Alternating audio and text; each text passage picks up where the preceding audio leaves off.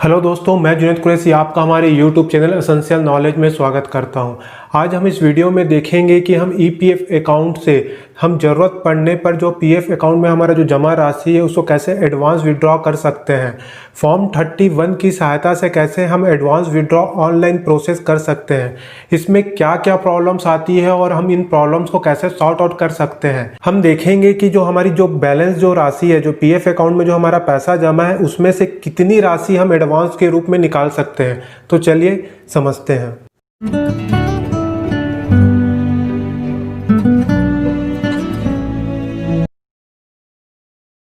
दोस्तों, ईपीएफओ अपने मेंबर को फाइनेंशियली इमरजेंसी में एडवांस विड्रॉ करने की फैसिलिटी देता है, जैसे कि घर बनाने के लिए, घर खरीदने के लिए, फ्लैट खरीदने के लिए, बच्चों की पढ़ाई के लिए, शादी के लिए, हैंडीकैप हैं तो इक्विपमेंट खरीदने के लिए, लोन की रीपेमेंट करने के लिए, तरह तरह के वो एडवांस के विड्रॉ करने के ऑप्शन देता है, जो अलग अलग स्थिति में अलग अलग उसमें परसेंटेज रहते हैं, उसमें वर्क ड्यूरेशन रहता है। आपको अगर इसको डिटेल्स में देखना है कि किस किस स्थिति में क्या क्या एडवांस विड्रॉ कर सकते हैं, हम कौन कौन से एडवांस के लिए ईपीएफ हमें ऑप्शन देता है, तो इसकी मैं पीडीएफ लिंक डिस्क्रिप्शन में दे दूंगा, वहां से डाउनलोड करके देख सकते हैं कि उसका चार्ट रहेगा, उसमें देख सकते हैं कि क्या क्या रिक्वायरमेंट है। अगर आप शादी के लिए एडवांस विड्रॉ कर रहे हैं तो कितना वर्क ड्यूरेशन चाहिए, कितना परसेंट विड्रॉ कर सकते हैं, कितने बार कर सकते हैं, ये सब के उसमें ऑप्शन दिए गए हैं, तो आप उससे वहाँ देख के समझ सकते हैं। दोस्तों, जो अभी कोरोना वायरस पैंडेमिक चल रहा है उसके लिए भी ईपीएफओ अपने मेंबर को एडवांस विड्रॉ करने की फैसिलिटी दे रहा है। चलिए हम देखते हैं कि कोरोना वायरस के अभी जो चल रहा है उसमें अगर हम एडवांस विड्रॉ करते हैं तो उसकी क्या कैलकुलेशन है, हम कितना परसेंट एडवांस अपने बैलेंस अमाउंट से ले सकते हैं। इस पैंडेमिक में अगर आप एडवांस विड्रॉ करना चाहते हैं तो उसके लिए जो कैलकुलेशन है उसको लिए हमको देखना पड़ेगा जो हमारा ईपीएफ अकाउंट में जो बैलेंस जमा है उसमें से 75% या जो आपकी 3 मंथ जो बेसिक सैलरी है और डीए, इन दोनों में से जो कम रहेगा, इन दोनों में से जो भी कम रहेगा उसको आप एडवांस विड्रॉ कर सकते हैं। उदाहरण के लिए मान लीजिए किसी की सैलरी प्लस डीए है 15,000 रुपये, तो 3 मंथ की 15,000 के हिसाब से उसकी जो सैलरी हो जाती है 45,000 और ईपीएफ अकाउंट में उसका बैलेंस है 2 लाख और उसका अगर हम 75% निकालते हैं तो 1.5 लाख होता है। तो हम देखते हैं कि जो ये 3 मंथ की सैलरी 45,000 और 75% बैलेंस ये हो रहा है 1.5 लाख रुपए। इनमें से जो कम है, मतलब जो 45,000 है, उदाहरण के लिए आप उसको विड्रॉ कर सकते हैं।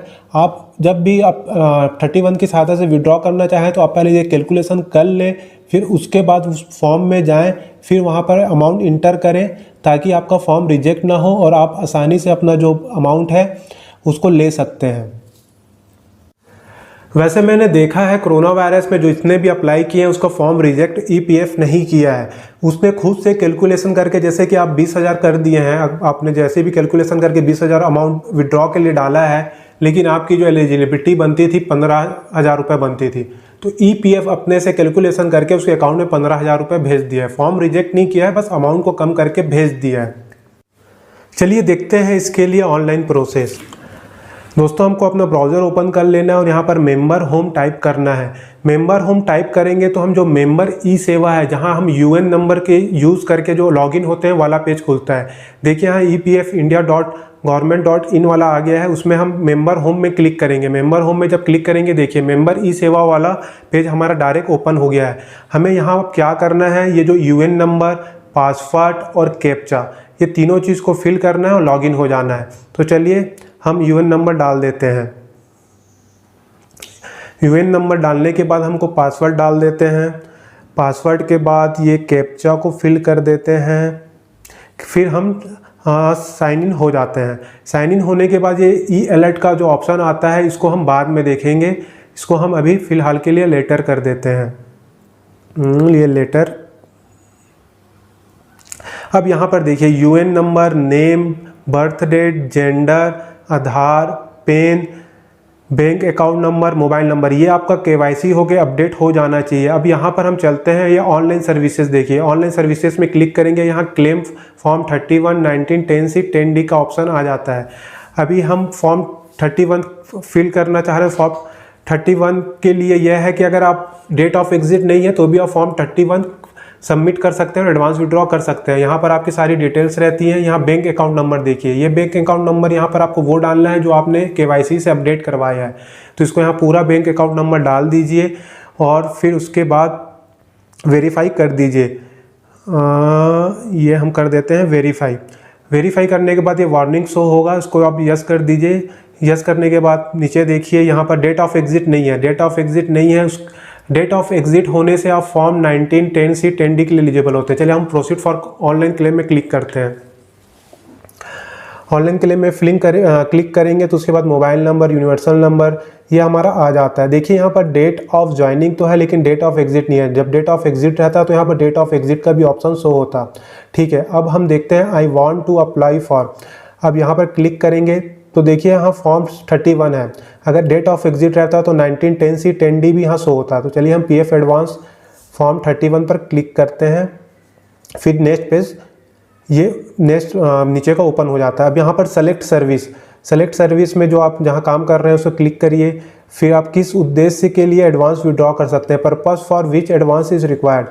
यहाँ पर आप देख लीजिए आउटब्रेक ऑफ पेंडेमिक कोविड-19, non receipt of wages, natural calamities, purchase of handicap equipment, illness, power cut. जो अभी ज़रूरत की चीज़ें हैं सिर्फ उसी में EPFO हमें एडवांस की फैसिलिटी दे रहा है। चलिए हम आउटब्रेक ऑफ पेंडेमिक पे क्लिक करते हैं। नीचे देखिएगा वो सब रेड है, उसमें हम अभी नहीं कर सकते हैं। ठीक है, यहाँ पर हम इनका निकाले थे 75%, 20,000 था, यही लोअर था तो हम इसको फिल कर देते हैं। अब यहाँ पर हम एड्रेस डाल देते हैं। एड्रेस डालने के बाद चूज़ फाइल का ऑप्शन आता है। यहाँ पर आपको कैंसल चेक डालना है या पासबुक डालना है। तो हम यहाँ पर इसको फाइल को अपलोड कर देते हैं। जनरल का प्रोसेस है जैसे हमेशा करते हैं उस टाइप का इसको अपलोड करना है। इसको अपलोड करने के बाद व्यू करके आप देख लीजिए। फिर उसके बाद देखिए यहाँ पर डिक्लेरेशन है, यहाँ पर आप क्लिक कर दीजिए। यहाँ गेट आधार OTP में जो आपका रजिस्टर जिस नंबर से आधार है उस नंबर पर OTP आएगा तो वो आपके पास होना चाहिए। आप फिर थोड़ा देर वेट करिए, आपकी OTP आ जाएगी। फिर OTP आने के बाद उसको आप फिल कर दीजिए। दोस्तों सारे ऑनलाइन प्रोसेस सेम है, बस फॉर्म आपको अलग अलग सेलेक्ट करना रहता है और कुछ रिक्वायरमेंट थोड़े आपके अलग रहते हैं। बाकी सब फॉर्म बहुत सेम है और सिंपल है। Validate OTP and submit claim form में हम क्लिक करेंगे तो यहाँ पर ये अब देखिए हमारा फॉर्म सबमिट हो गया है। अब यहाँ क्लिक हियर में जाके आप वो फॉर्म को देख सकते हैं। अगर आप प्रिंट करना चाहें तो प्रिंट कर सकते हैं और डाउनलोड करना चाहें डाउनलोड कर सकते हैं। हम इसकी क्लेम स्टेटस देखते हैं। यहाँ ट्रैक क्लेम स्टेटस में जब हम क्लिक करेंगे तो देखिए इन्होंने पहले एक क्लेम सेटल किया है तो वो सेटल हो गया है 2019 में। जो हम हाल ही में कर रहे हैं 11 अक्टूबर 2020, ये वो वाला है। ये यहाँ पर क्या लिखा है, online claim submitted at portal. तो ये हमारा पोर्टल में ऑनलाइन क्लेम सबमिट हो गया है।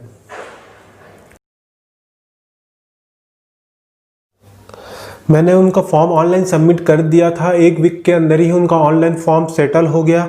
चलिए हम देखते हैं पासबुक में देखेंगे तो यहाँ जमा का रहता है, यहाँ ये डिपॉजिट रहता है, यहाँ पेंशन कंट्रीब्यूशन रहता है। जो भी हम निकासी करते हैं, जो विड्रॉ करते हैं वो इस कॉलम में आता है। तो जैसे कि उन्होंने 2019 में निकाला था, हमने उसमें देखा ट्रैक क्लेम स्टेटस में, तो ये वो वाला अमाउंट है। चलिए हम नीचे देखते हैं। यहाँ पर देखिए जो हमने अभी जो 20,000 अप्लाई किया है, तो अब ये जो जोड़ेंगे 13,232 और 6,768 दोनों को जब आप जोड़ेंगे तो वो दोनों मिलाकर 20,000 होता है। हमने 20,000 के लिए अप्लाई किया था और 20,000 रुपये उनके अकाउंट में आ गया है। दोस्तों ये तो थी ऑनलाइन प्रोसेस पैंडेमिक में हमें एडवांस विड्रॉ करने की, लेकिन आपकी ज़रूरत है 25,000 रुपये, लेकिन आप कैलकुलेशन किए आपका जो आ रहा है 20,000 रुपये। तो आप 20,000 के लिए पहले आप इसके थ्रू अप्लाई कर दीजिए, इसको सेटल हो जान दीजिए। फिर उसके बाद आप इलनेस के लिए अप्लाई कीजिए, इलनेस की कैलकुलेशन निकाल लीजिए, फिर आप उसके लिए अप्लाई करिए। तो फिर आप जो भी आपका अमाउंट बनता है ये तो आ जाएगा और साथ में वो वाला अमाउंट भी आ जाएगा। तो जिससे आपकी जो आवश्यकता है उसमें पैसा बराबर थोड़ा ज़्यादा हो जाएगा, तो आपकी आवश्यकता वो पूरी हो सकती है।